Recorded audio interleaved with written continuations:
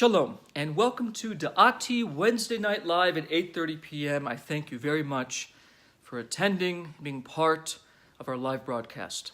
Tonight, we have a question from Mr. Steve. Mr. Steve actually asked a follow-up question to the gem just posted about giving.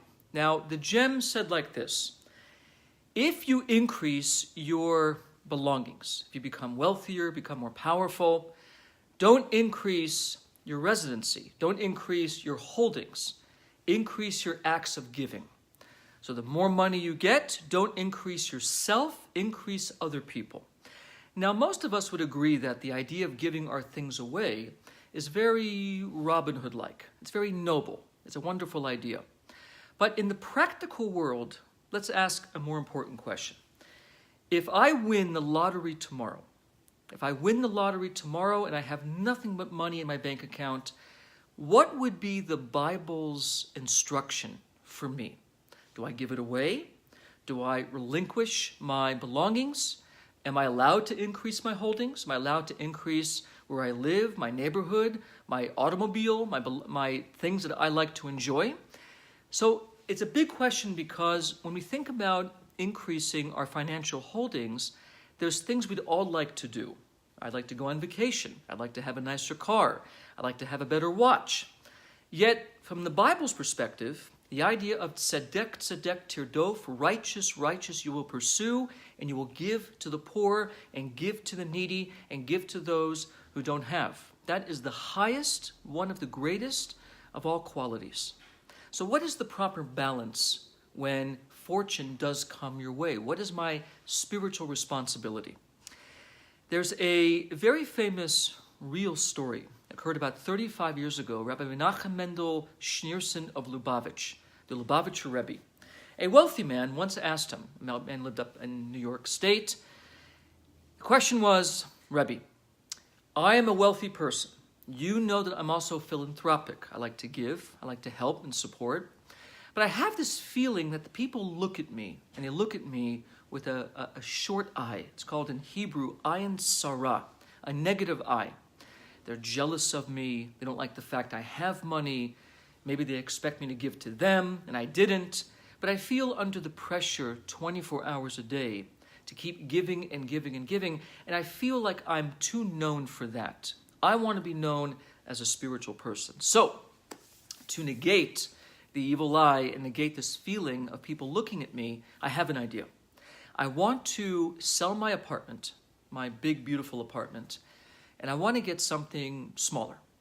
I want to sell my nice car and get something simpler. In short, I want to go incognito. Nobody will know I'm a man of means, a man of wealth.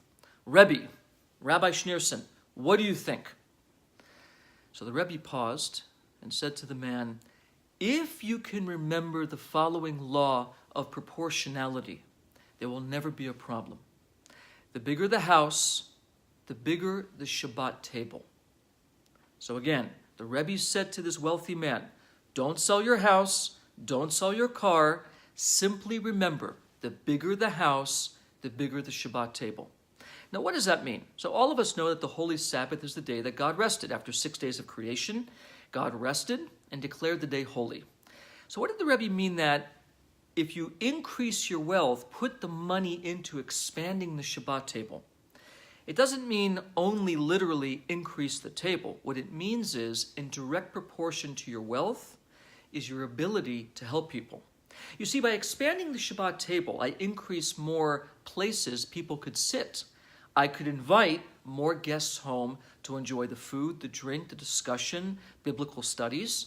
I could, in essence, use my expanded wealth to expand my ability to give. So there's no contradiction between growing your belongings and growing your spiritual service. The contradiction is if I increase my wealth and I relinquish my responsibility to give, or one goes beyond the other. If I increase my wealth, but I do not give a certain proportion that will increase the commandment of giving, then it becomes inordinately one-sided. Then I become a possessor of great physical things, but I'm not fulfilling to the best of my potential, give, be righteous, and pursue justice.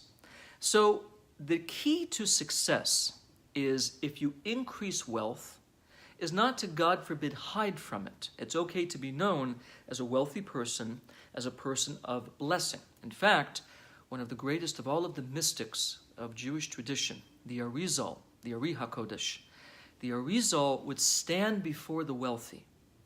People would ask him, Master, why do you stand before wealthy people? It's just money. It's just physicality. So the Arizal would say, God forbid, it's not just money, it's potential. The money in their possession is an incredible potential to do wonderful things. I stand not to honor the money. I stand to honor the potential in their hands to do good. So, the secret of giving is that if you increase your wealth, we do not downsize nor hide. You can expand your property.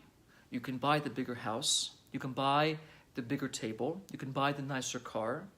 If you use those things for spiritual service, if you use what you have to increase your ability to give, build, and enhance others. So, the secret then is for all of us to do the best we can, and God willing, we shall all be blessed to have a greater amount of physical possession, but not just physical possession for its own sake, physical possession for the purpose of fulfilling the commandment of charity, of giving more to others and being able to increase the Shabbat table, increase our capabilities to do more goodly things, more godly things in the world. Be blessed. Have a wonderful week. I look forward to seeing you again, 8:30 p.m. next Wednesday, live right here. Have a wonderful week.